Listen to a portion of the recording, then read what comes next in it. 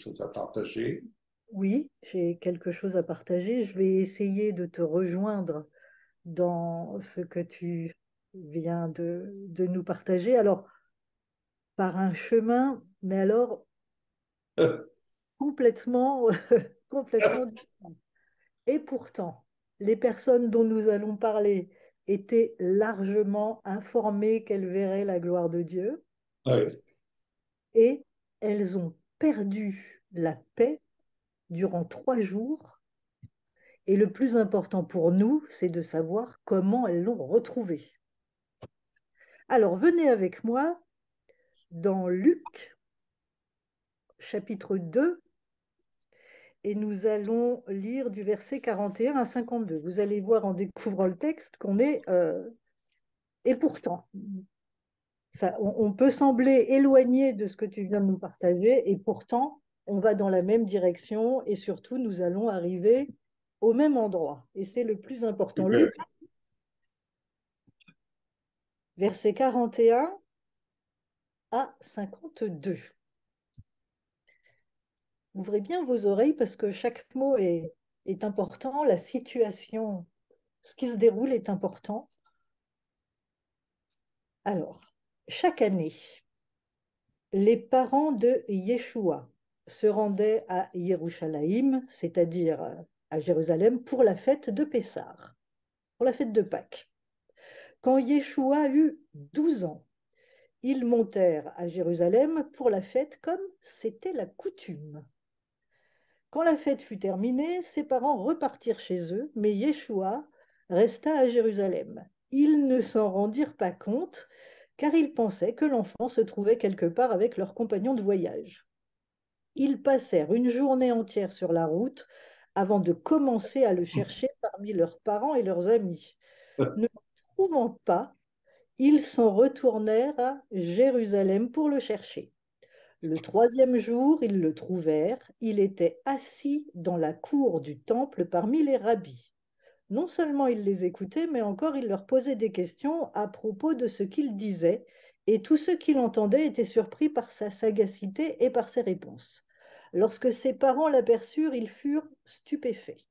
Sa mère lui demanda, Fils, pourquoi nous as-tu fait cela? Ton père et moi avons été terriblement inquiets en te cherchant. Il leur répondit, Pourquoi donc me cherchiez-vous? Ne saviez-vous pas que je dois m'occuper des affaires de mon père? Mais ils ne comprirent pas ce qu'il voulait dire. Il repartit donc avec eux à Nazareth et leur fit obéissant. Sa mère gardait toutes ces choses dans son cœur et Yeshua croissait en sagesse et en stature, gagnant la faveur des hommes et de Dieu. Voilà un texte prophétique. Une mine d'or pour ceux qui aiment décoder la parole. Ça se passe donc à Pâques, c'est-à-dire Pessah, donc Pâques. Jésus a 12 ans et il ne le retrouve que le troisième jour.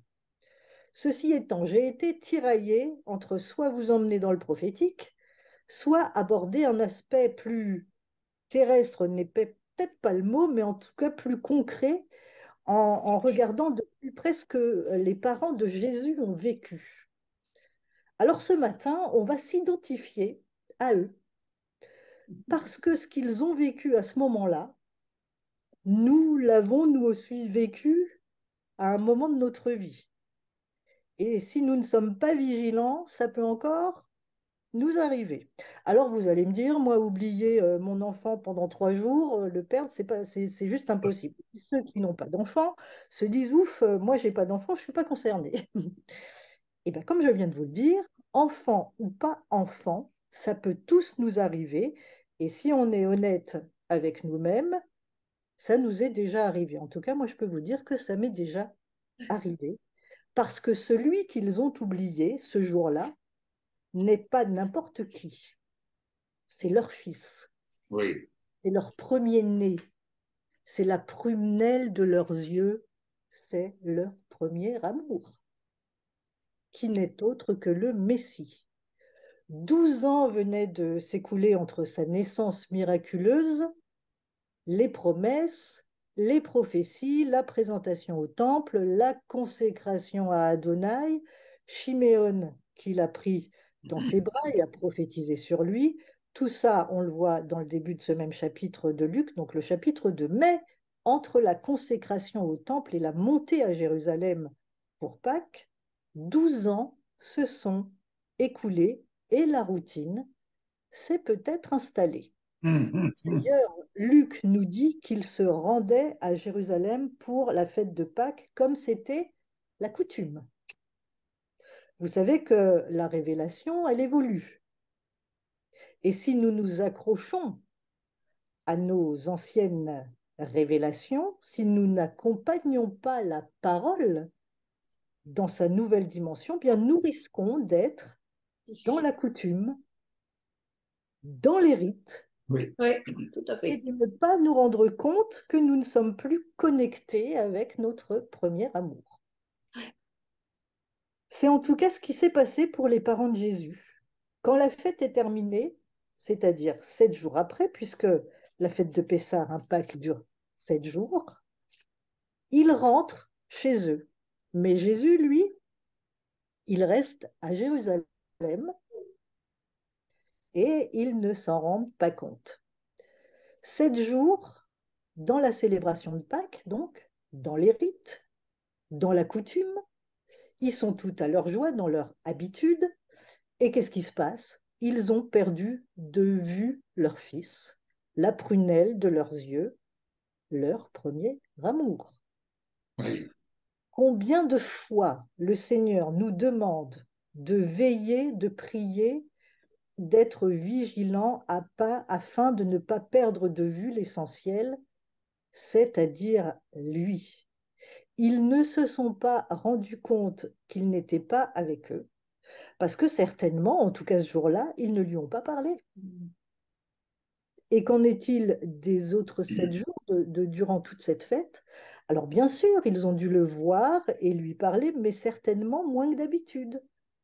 Et le fait est qu'au terme de la fête, ils sont repartis chez eux et ont oublié sa présence. Et pourtant, c'était la personne qu'ils aimaient le plus au monde. C'est pour ça que je vous dis que ça peut nous arriver à nous aussi. Les habitudes, les coutumes, le travail, les préoccupations, les difficultés et même la bénédiction. On s'en compte, la bénédiction. Même la bénédiction, tout ça peut nous faire perdre de vue l'essentiel. Nous avons besoin de la présence de Dieu dans nos vies chaque jour. Nous avons besoin de lui parler chaque jour. Rien ne peut remplacer notre intimité avec le Seigneur. Mais revenons aux parents de Jésus, verset 44. Ils ont passé une journée entière avant de s'apercevoir qu'il n'était pas avec eux. Alors, comme je vous le disais, ça ne veut pas dire qu'il ne l'aimait pas, qu'il l'aimait moins. Il l'aimait toujours de la même manière, mais pris dans la fête, pris dans les coutumes, pris dans les habitudes ou dans tout ce qui peut nous accaparer. Ils lui ont certainement moins parlé. Et de ce fait, il n'a pas pu leur parler non plus. Oui. Le fait est que s'ils ne lui ont pas parlé, de leur côté, de son côté, Jésus n'a pas pu leur parler non plus. Alors ils pensaient qu'ils étaient avec leurs compagnons de voyage. Oui. Et c'est d'ailleurs vers eux qu'ils vont se tourner en premier pour le retrouver. Est-ce qu'on n'est pas tenté, nous aussi, dans ces moments-là, de faire comme eux? Quand on s'aperçoit qu'on n'est plus trop en communion avec notre Seigneur, Oui. du coup qu'on est en difficulté, on n'est pas bien, alors vers qui on va se tourner? Vers nos compagnons de voyage. Nos compagnons de voyage terrestre, c'est qui? Ce Bien sont vu. nos amis, c'est vous, c'est nous. Ce sont les serviteurs de Dieu.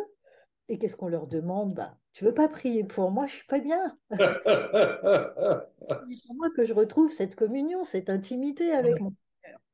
Alors oui, c'est bien sûr, mais ça va pas suffire, hein. Ça va pas suffire. Et on le voit, comme les parents de Jésus, ça ne leur a pas suffi parce qu'ils se sont tournés vers leurs compagnons de voyage, mais ils n'ont pas retrouvé Jésus pour autant. Alors qu'est-ce qui se passe? Eh bien, euh, ils vont retourner là où ils l'ont laissé. Verset 45, ils retournent à Jérusalem. Ils reviennent sur leurs pas.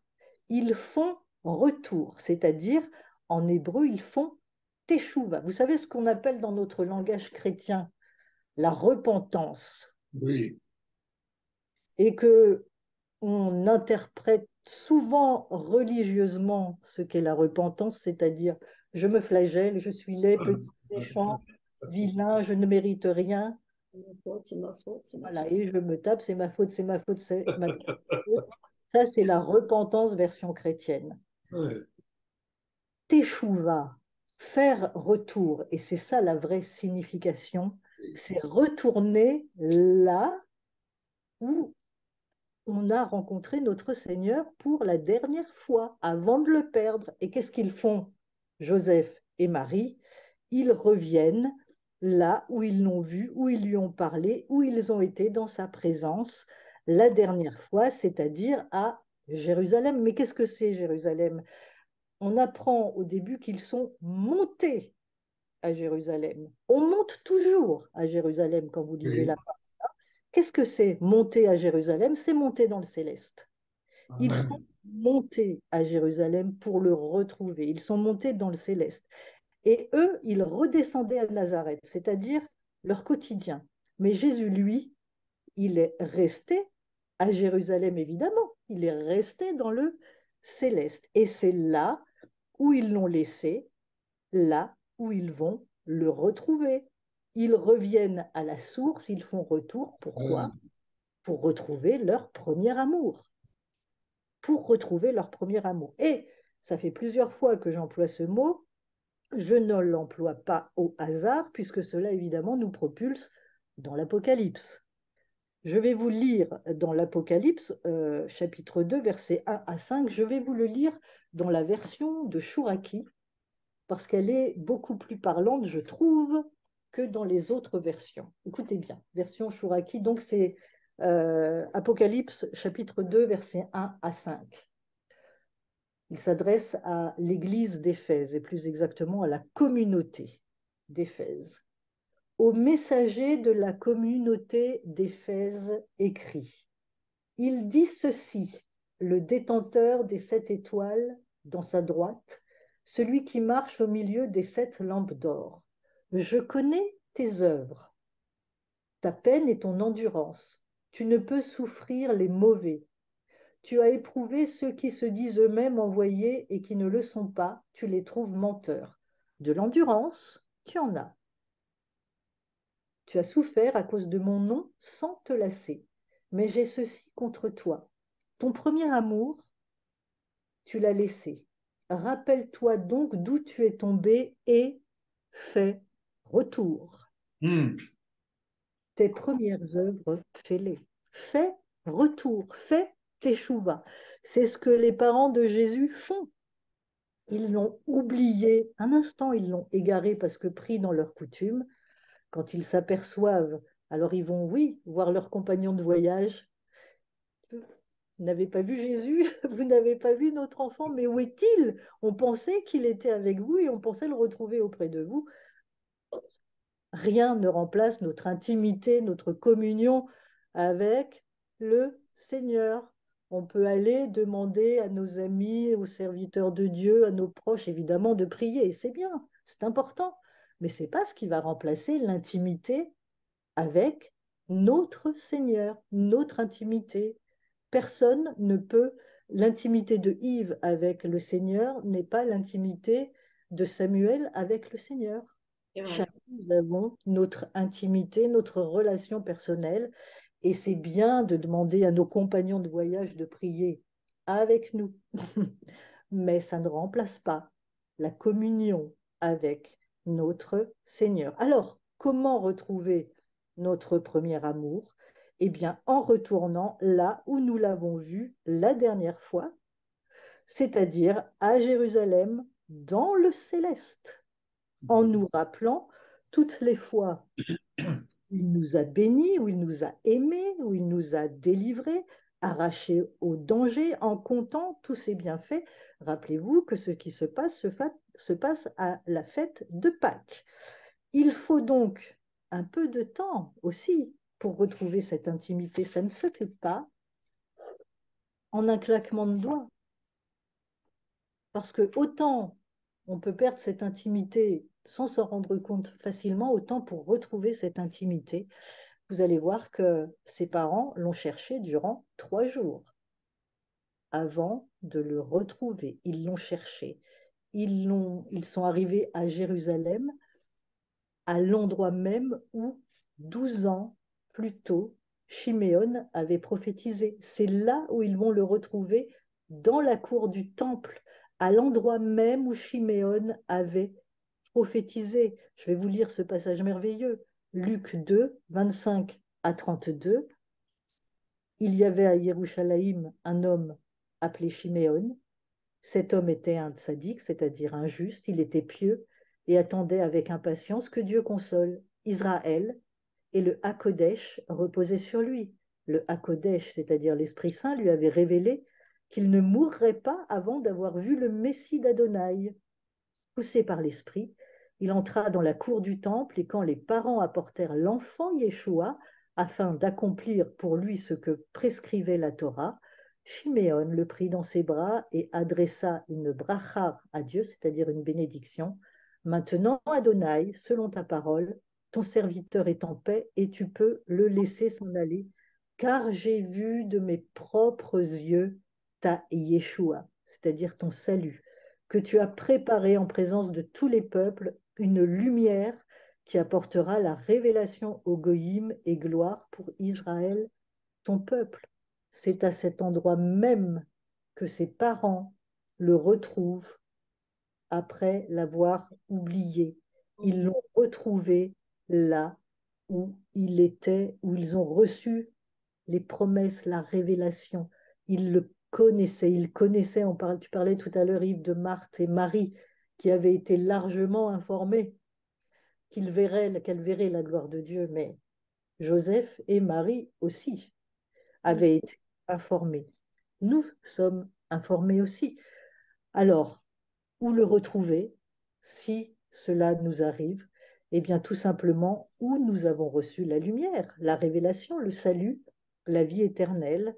Alors, quand il le retrouve, il est assis dans la cour du temple, il est dans le repos et il est en train de débattre avec les rabbis. Et c'est à ce moment-là que sa mère l'interpelle. Lisons le verset 48, je vais vous le lire dans la version Chouraki. C'est intéressant, cette version, et je crois, Yves, que tu vas beaucoup aimer, notamment le verset 49. Alors, verset 48 d'abord. Sa mère l'interpelle et elle lui dit, quand elle le voit, donc quand ils le voient, ils sont frappés. Et sa mère lui dit, Enfant, pourquoi nous as-tu fait cela? Voici ton père et moi en grande détresse. Nous te cherchions. La Bible juive traduit nous étions très inquiets. On peut imaginer que quand on ne sait pas où est son enfant pendant 3 jours, c'est pas très inquiet, c'est une grande détresse.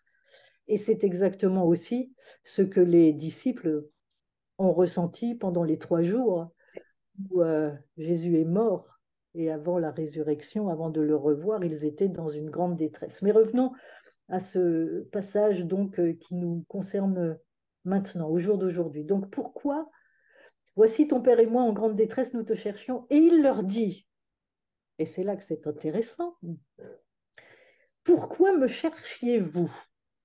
Hmm.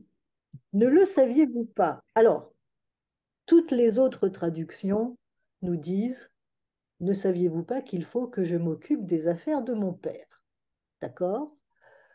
Chouraki traduit, et j'ai été regarder dans les Strong en grec et tout, et c'est une bonne traduction. Et moi, je vais vous dire que cette traduction, mais ça m'a stupéfaite.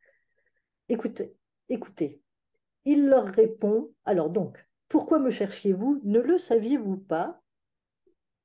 Il faut que je sois en ce qui est de mon père. Ah, Je il sois. faut que je sois en ce qui est de mon père. Hmm. C'est une autre dimension qu'il faut que je m'occupe des affaires de mon père. Ah oui, oui, oui, oui, Il oui. faut que je sois en ce qui est de mon père. Qu'est-ce qu'il dit? Le Père est en moi, je suis dans le Père. ton Père et moi en grande détresse, nous te cherchions. Le Père est en moi, il faut que je sois en ce qui est de mon Père. Le Père est en moi et moi, je suis dans le Père. Si vous demeurez en moi et que mes paroles demeurent en vous, demandez ce que vous voudrez. Je ne fais que ce que je vois le Père faire, dit Jésus tout au long de sa parole. Et puis dans Jean 17, qu'est-ce qu'il dit, qu'est-ce qu'il prie? Il prie il prie le Père que nous soyons unis à lui comme lui est uni dans le Père. Il faut donc que nous aussi, et c'est ce que Jésus nous enseigne, que nous aussi nous soyons en lui comme Amen. lui est en ce qui est du Père. Et c'est ce qu'il va leur dire à ce moment-là quand ils le retrouvent après 3 jours. Évidemment, ils n'ont pas compris ce qu'il voulait leur dire. On peut le comprendre aussi. Et il est dit, pour terminer, verset 52, Yeshua croissait en sagesse et en stature. Alors laissons-le croître en nous. Il faut qu'il croisse et que je diminue. Continuons à rechercher sa face. Retrouvons-le là où il est, dans le repos. Amen. Le repos dans les lieux célestes. Amen. Mais Allez. il peut nous arriver, et ne culpabilisons pas, de le perdre un instant des yeux. Ses parents eux-mêmes l'ont perdu. Ça peut nous arriver. Je veux dire, ça m'est déjà arrivé. Et ça ne veut pas dire que je ne l'aimais plus. Mais on peut, par moments, passer par des périodes où, mais je vais vous dire, même dans la bénédiction. Dans la bénédiction, on s'encroute. Tout va bien, on peut se laisser vivre. Alors soyons vigilants, et c'est pour ça que le Seigneur nous rappelle constamment, veillez et priez. Recherchez-moi là où je suis, c'est-à-dire dans le céleste. Et c'est ce que je voulais vous communiquer ce matin, c'est d'aller le rechercher dans le céleste, là où il est. Ses parents eux-mêmes l'ont perdu de vue, parce qu'à un moment donné, ils étaient dans la coutume. Oui. Tout simplement. Et il peut nous arriver d'être dans la coutume. Si on s'accroche à nos anciennes révélations, on reste dans la coutume. Et on peut le perdre de vue. Vous savez que si vous écoutez les enseignements de Jacques Collin, quand il parle d'Élie le prophète, qui était originaire de Gilgal. Gilgal, dans la racine hébreu, c'est aussi Galgal. Et Galgal, c'est la roue céleste. Elle tourne, cette roue, elle tourne. Et c'est la parole de Dieu, la révélation qui avance et qui avance. Nous nous devons d'être dans la roue céleste et de suivre le mouvement. Amen. Amen. Ne suivons pas le mouvement de la roue céleste, de la révélation de la parole qui nous est annoncée pour les temps dans lesquels nous sommes. On va perdre de vue notre premier amour, tout simplement. On Oui. va rester dans la coutume. Oui. C'est ce que le Seigneur veut de nous. Il a payé assez cher le prix pour que Oui. nous soyons dans la roue céleste avec lui et que nous Amen. soyons dans les lieux célestes. Voilà ce que je voulais, pour ma part, vous partager. J'espère, Yves, t'avoir rejoint dans ta pensée. Tout Voilà. à fait. Soyez bénis. Tout à fait. Merci. Amen. Amen. Amen.